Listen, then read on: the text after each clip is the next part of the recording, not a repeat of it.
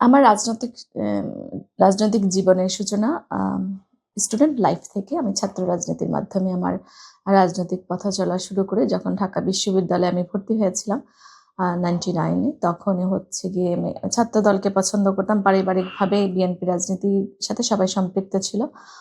তারপরে আমাদের বেগম খালেদা জিয়ার ছবি দেখে আমি বড় হয়েছি। ছোটবেলা থেকে জিয়াউর রহমানের গল্প শুনে বড় হয়েছি।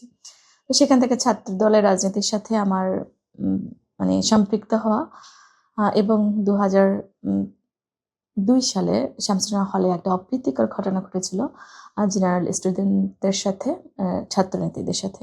তো সেখানেও আমি একাই গুরুত্বপূর্ণ ভূমিকা রেখেছিলাম। তদন্ত কমিশনে আমি একমাত্র সেখানে ছাত্রদলের প্রতিনিধিত্ব করেছিলাম।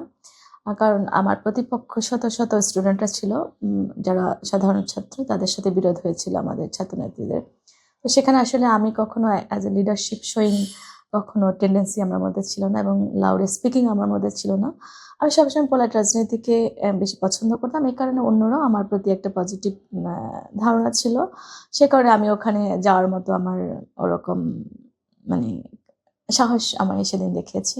তো এভাবে পথ চলা। পরবর্তীতে তো আমার যখন একটু বিরতি দিয়ে আমি আবার যখন আমাদের দেশের রাজনৈতিক পরিস্থিতি খুবই খারাপ সিচুয়েশনে, গুম খুন, আইনি হামলা মামলায় জর্জরিত আমাদের নেতাকর্মীরা, তখন আমি গুম খুন পরিবারগুলোকে হেল্প করেছি। 2015 সাল থেকে শুরু করেছি আইনি সহযোগিতা বিভিন্ন মাধ্যমে তাদেরকে হেল্প করে।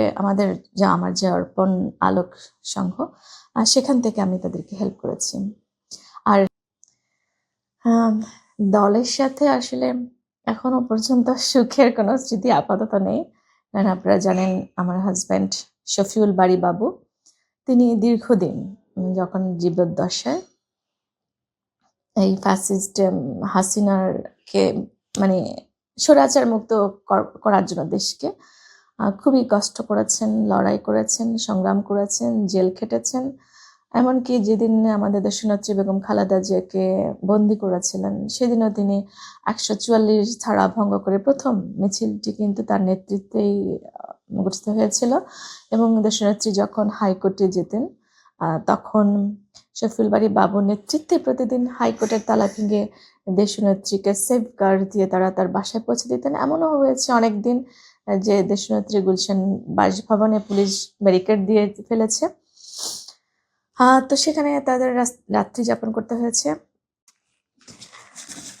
তো আজকে যে ফ্যাসিস্ট মুক্ত বাংলাদেশের একটা নতুন ইলেকশন হয়েছে, বিএনপি নিরঙ্কুশ সংখ্যাগরিষ্ঠতা নিয়ে সরকার গঠন করেছে, কিন্তু সেখানে তার কোনো অংশগ্রহণ নেই। তো সেটা ভীষণ কষ্টের। তো আমি মনে করি যে শফিউল বারী বাবুর যেই সংগ্রাম ত্যাগ, সেটা অবশ্যই দল মূল্যায়ন করবে। কারণ বিপ্লবীদের যদি মূল্যায়ন করা না হয়, তাহলে ভবিষ্যতে বিপ্লবী জন্ম নেবে না।